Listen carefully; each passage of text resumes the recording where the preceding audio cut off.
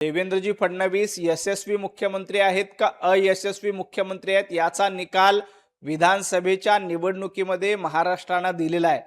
संजय राऊत तुमचे मालक अयशस्वी होते, तुमचे मालक घरबसे होते, तुमचे मालक टीका केली तर लोकांना तुरुंगात डांबणारे होते, तुमचे मालक लोकांची घरं तोडणारे होते, तुमचे मालक पत्रकारांना अटक करणारे होते। तर देवेंद्रजी फडणवीस महाराष्ट्रातल्या 14 कोटी जनतेच्या आशीर्वादाने झालेले मुख्यमंत्री आहेत। तुमच्यासारखं पाठीमध्ये खंजीर खुपसून हिंदुत्ववादाशी गद्दारी करून बाळासाहेब ठाकरे यांचे विचार बाजूला ठेवून मुख्यमंत्री झालेले देवाभाऊ नाहीत। तर देवेंद्रजी फडणवीस 14 कोटी जनतेच्या आशीर्वादाने मुख्यमंत्री झालेले आहेत। आणि यशस्वी मुख्यमंत्री काय असतात ते संजय राऊत एकदा उघड्या डोळ्यांनी बघा। मुंबईमध्ये कोस्टल रोड करणारे यशस्वी मुख्यमंत्री असतात, मुंबईमध्ये मेट्रो करणारे यशस्वी मुख्यमंत्री असतात, अटल सेतूचा प्रकल्प करणारे मुख्यमंत्री यशस्वी असतात, मुंबईकरांना हक्काचं घर बीडीडी चाळीमध्ये स्वस्तात देणारे यशस्वी मुख्यमंत्री असतात। तर मुंबईला लुटणारे अयशस्वी मुख्यमंत्री असतात। मुंबईला लुटण्याचा इतिहास तुमच्या मालकाच्या अर्थात उद्धवजी ठाकरे यांच्या नावावर आहे, हे संजय राऊतांनी ध्यानात ठेवावं। संजय राऊत असं देखील म्हणतात पंतप्रधान नरेंद्र मोदींचा यंदाचा शेवटचा वाढदिवस आहे, पंतप्रधान नरेंद्र मोदी अमित शहा जाणार आहे। 17 सप्टेंबरला पंतप्रधान नरेंद्र मोदीजी वाढदिवस साजरा करतील आणि 18 सप्टेंबरला राहुल गांधी या देशाचे पंतप्रधान म्हणून शपथ घेतील। त्यांच्या जोडीला संजय राऊत या देशाचे गृहमंत्री म्हणून शपथ घेतील। संजय राऊत आता तुम्हाला गृहमंत्री होण्याचं स्वप्न पडतंय, राहुल गांधींना तुम्हाला पंतप्रधान पदाचं स्वप्न पडतंय। आता 17 सप्टेंबरला मोदीजी वाढदिवसाचा केक कापतील आणि केक कापल्याबरोबर राष्ट्रपती भवनात जाऊन आपला राजीनामा सादर करतील आणि सांगतील की राहुल गांधींना पंतप्रधान करा। आणि मोदीजी दुसरी एक अट ठेवणार आहेत, संजय राऊत सांगायला विसरले। मोदीजींची दुसरी अट आहे की संजय राऊत यांना गृहमंत्री करा। राहुल गांधी देशाचे पंतप्रधान, संजय राऊत या देशाचे गृहमंत्री। 18 सप्टेंबर 2026 रोजी या दोघांचाही शपथविधी सोहळा हा महाराष्ट्र आणि हा देश उघड्या डोळ्यांनी पाहिल आणि पेढे वाटण्याचं काम भारतीय जनता पार्टी करेल। संजय राऊत मुंगेरी लालके हसीन सपने बघणं बंद करा। आता स्वप्नामध्ये तुम्हाला राहुल गांधी पंतप्रधान करावेसे वाटतात, आता तुम्हाला गृहमंत्री होण्याचे स्वप्न पडतात, काळजी करू नका। 2029 पर्यंत व्हॅकन्सी नाहीच, परंतु 2029 ला देखील मोदीजींच्या नेतृत्वात आम्ही निवडणूक लढू आणि जिंकू। राहुल गांधींना पंतप्रधान पदी बसवण्याचं तुमचं स्वप्न हे या जन्मात तरी पूर्ण होणार नाही। शिंदे गटाच्या स्वीकृत नगरसेवकावरती बलात्काराचे आरोप आहे, फडणवीस सरकार नियंत्रण करता येणार आहे, स्थानिक पोलीस स्टेशन हे प्रकरण दाबते जाणीव। शिंदे गटाच्या स्वीकृत नगरसेवकाबद्दलच्या आरोपाबद्दल पोलीस खातं गांभीर्याने दखल घेईल, त्याबद्दल चौकशी करून योग्य असेल तर कारवाई करेल। परंतु महिला अत्याचाराबद्दल संजय राऊतांनी बोलावं। संजय राऊत एका महिलेला कशा पद्धतीने शिवीगाळ केली हे महाराष्ट्रानं बघितलंय। त्यामुळं त्या महिलेचं एक पुस्तक येणार आहे, त्या ताईचं पुस्तक येऊ नये म्हणून संजय राऊत आजही गुंडांकरवी ताईंना धमक्या देण्याचं काम करतात। स्वप्नाताईंना धमक्या देऊन त्यांचं पुस्तक प्रकाशित होऊ नये, कारण संजय राऊतांच्या विरोधातलं पुस्तक प्रकाशित झालं तर संजय राऊत कसे कामशास्त्री म्हणून काम करत होते याची पोलखोल होणार आहे। म्हणून संजय राऊत आजही ते पुस्तक प्रकाशित होऊ नये यासाठी धमक्या देत आहेत। जे महिलांना शिवीगाळ करतात, जे महिलांना धमक्या देत आहेत, अशांनी महिला अत्याचारांवर बोलू नये।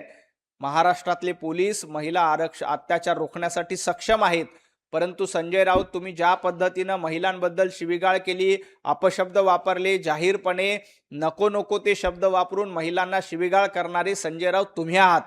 त्यामुळे तुम्हाला महिला अत्याचाराबद्दल बोलण्याचा अधिकार नाही। जुन्नरमध्ये अतिशय दुर्दैवी घटना घडली, त्या प्रकरणात पोलिसांनी गांभीर्याने दखल घेतली। तुम्हाला आठवत असेल नसरापूरमध्ये असाच प्रकार घडला होता। 60 दिवसामध्ये संजय राऊत 60 दिवसामध्ये नसरापूर प्रकरणामध्ये बलात्काराला फासाची शिक्षा देण्याचं काम करणारं महाराष्ट्रातलं पहिलं सरकार आहे, देवाभाऊचं पहिलं सरकार आहे। तुमच्यासारखं आरोपींना पाठीशी घालणं, दोषींना पाठीशी घालणं, दोषींना पक्षात घेऊन बलात्कारांना पक्षात घेऊन त्यांना तिकीट देण्याचं काम उद्धवजी ठाकरे करतायत। संजय राऊतांवर महिला अत्याचाराचे आरोप आहेत, शिवीगाळीचे आरोप आहेत, अशांना खासदार करणारे उद्धव ठाकरे आहेत। आमच्याकडं तसं होत नाही. कपिल सिब्बल आणि कामत जे आहेत सर्व ते विश्लेषणाने मांडतायत दृश्यमान चिन्ह गोठवावं असा पर्याय जो देण्यात आलाय तर यालाच पंकज शिंदे गटाने असं म्हटलंय तर बाळासाहेबांचे विचार पुसण्याचा प्रयत्न केला जातो. तुमचं मत? धनुष्यबाण चिन्ह गोठवण्याची मागणी म्हणजे शिवसेना गोठवण्याची मागणी. धनुष्यबाण चिन्ह गोठवण्याची मागणी म्हणजे वंदनीय हिंदू हृदय सम्राट बाळासाहेब ठाकरे यांचे विचार गोठवण्याची मागणी. धनुष्यबाण चिन्ह गोठवण्याची मागणी म्हणजे हिंदुत्ववादाचे विचार गोठवण्याची मागणी. आणि संजय राऊतांनी हिंदुत्वाचे विचार आणि बाळासाहेबांचे विचार गोठवण्याची सुपारी घेतली म्हणूनच त्यांनी कोर्टामध्ये धनुष्यबाण चिन्ह गोठवण्याची मागणी केली आहे. जर का धनुष्यबाण चिन्ह गोठवलं तर हिंदुत्ववादाचे विचार संपून जातील, बाळासाहेबांचे विचार संपून जातील. हेच संजय राऊतांना हवंय. कारण संजय राऊतांना आता बाळासाहेबांच्या विचारांवर प्रेम नाही तर राहुल गांधींच्या विचारांवर प्रेम आहे.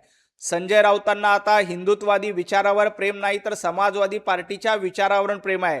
ज्यांनी राम भक्तावर गोळ्या झाडल्या अशा समाजवादी पार्टीच्या विचारांवर प्रेम करण्याची सुपारी संजय राऊतांनी घेतली. त्यामुळं धनुष्यबाण गोठवा अशी दुर्दैवी मागणी सुप्रीम कोर्टामध्ये उभाटा गटाकडनं केली. परंतु संजय राऊत उद्धवजी ठाकरे यांनी लक्षात घ्यावं, तुम्ही काय अजून कुणीही आलं तरी बाळासाहेब ठाकरे यांचे विचार गोठवले जाऊ शकत नाहीत.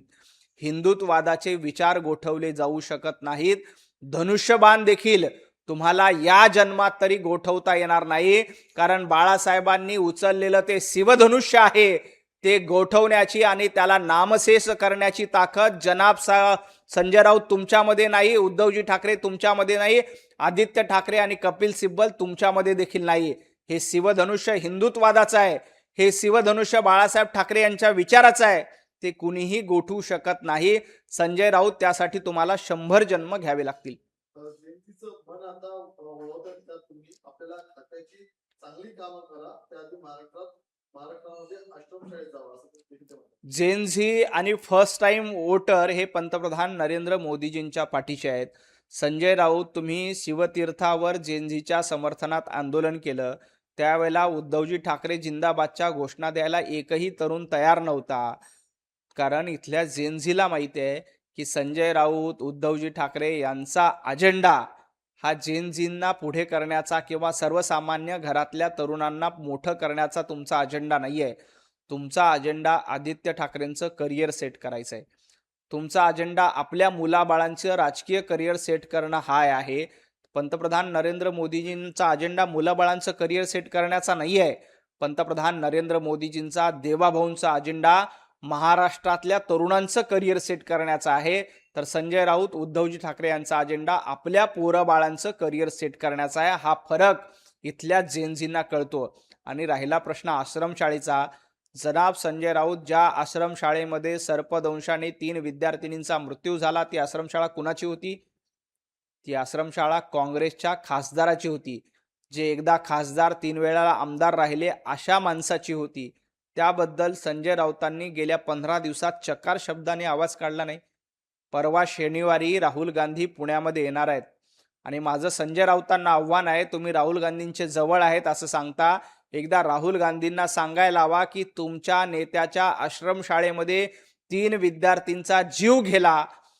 त्या आश्रमशाळेवर त्या नेत्यांवर राहुल गांधी काय कारवाई करणार आहेत? सरकार तर कारवाई करते, आश्रमशाळेचा परवाना रद्द झालाय आणि सर्व आश्रमशाळा सुरळीत करण्याचं काम सरकारच्या वतीनं केलं जाते. कुणालाही पाठीशी घातलं जाणार नाही. चोरांना जे आहे ते सोडलं जातं, छप्पन वयानं समाजाकडे सोडलंय. आता आम्ही पुन्हा रामरक्षेसाठी शनिवारी पुण्यात आंदोलन करणार असतो. शनिवारी संजय राऊतांनी पुण्यामध्ये रामरक्षेचं आंदोलन करणार असेल तर मला वाटतं राहुल गांधी देखील शनिवारी पुण्यामध्ये येणार आहेत.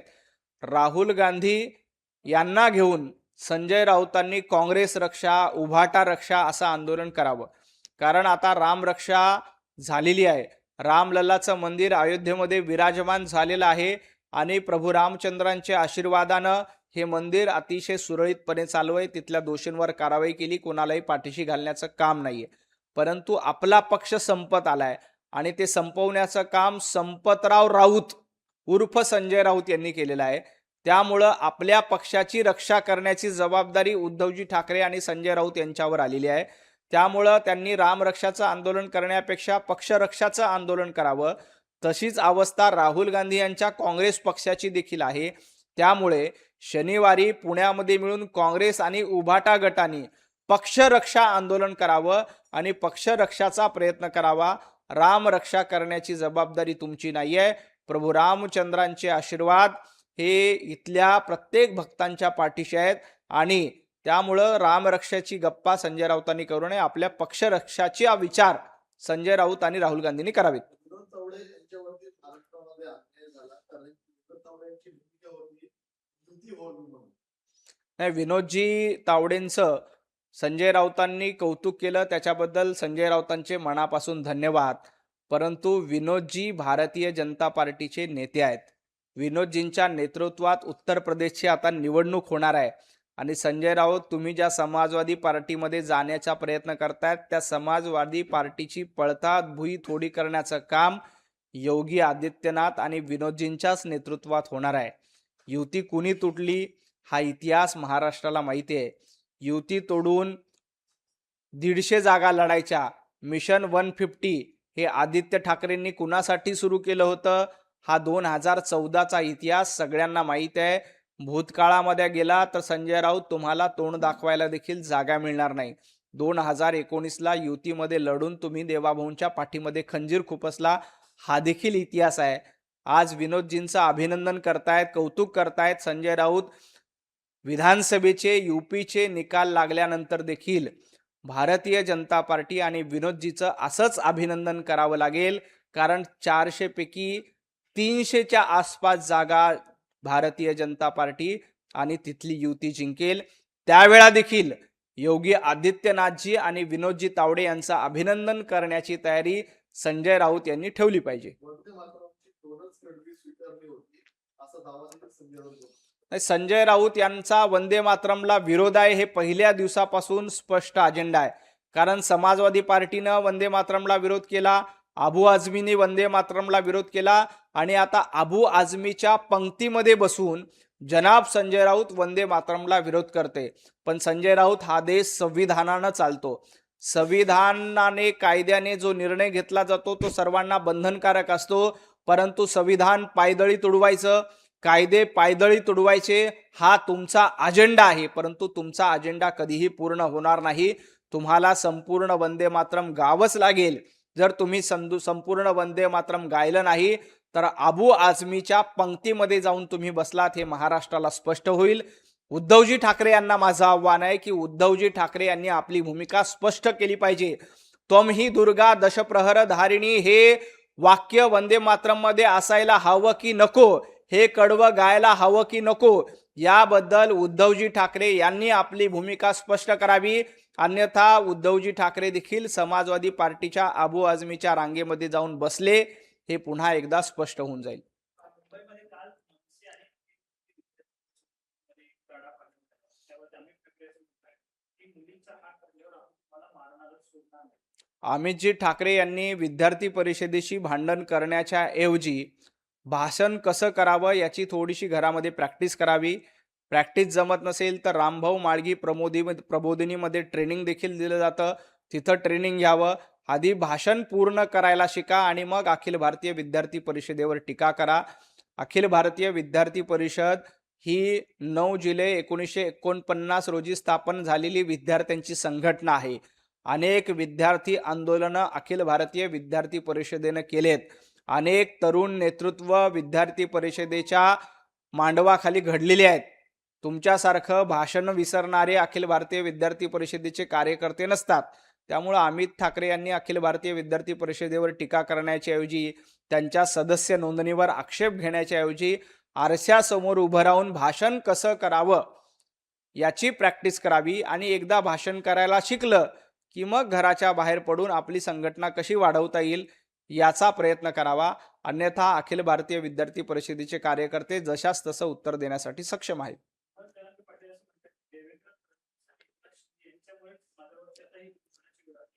मुळामध्ये मनोज जरांगे पाटील, आपल्याला एक गोष्ट माहीत आहे की सर्वाधिक कुणबी प्रमाणपत्र कुणाच्या काळामध्ये दिलेत तर भारतीय जनता पार्टी महायुती सरकारच्या काळामध्ये दिले गेलेत.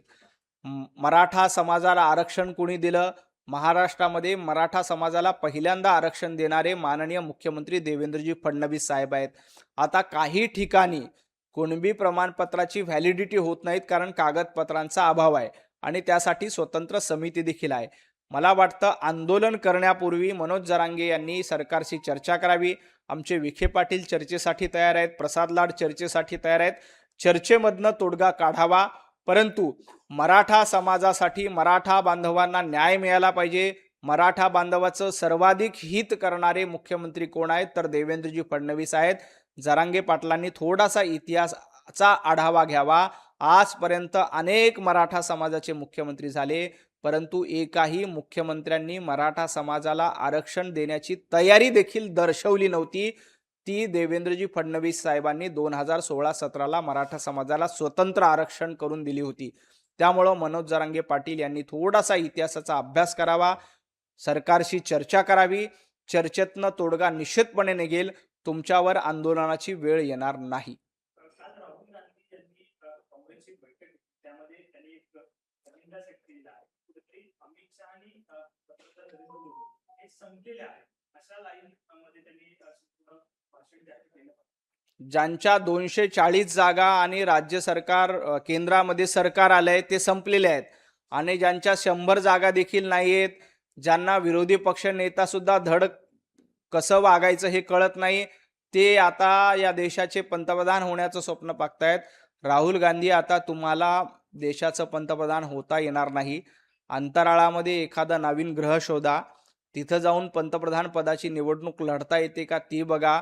कारण या देशामध्ये तुमची काय अवस्था आहे हे देशाने 3 निवडणुकीमध्ये दाखवून दिले.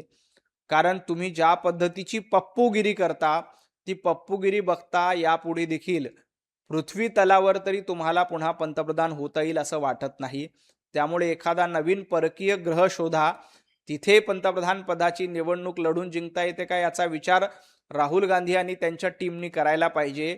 देशाचं नेतृत्व करण्यासाठी पंतप्रधान नरेंद्र मोदीजी, अमितभाई शहा सक्षम आहेत आणि त्यांच्या नेतृत्वात 140 कोटी जनतेचे आशीर्वाद देखील आहेत. त्यामुळं मुंगेरी लाल के हसीन सपने बघण्याचा कार्यक्रम राहुल गांधी 2014 पासून करतात. ते 2034लाही मुंगेरी लाल के हसीन सपने बघतील, 44ला करतील आणि 54ला देखील करतील. एबीपी माझा, उघडा डोळे बघा नीट.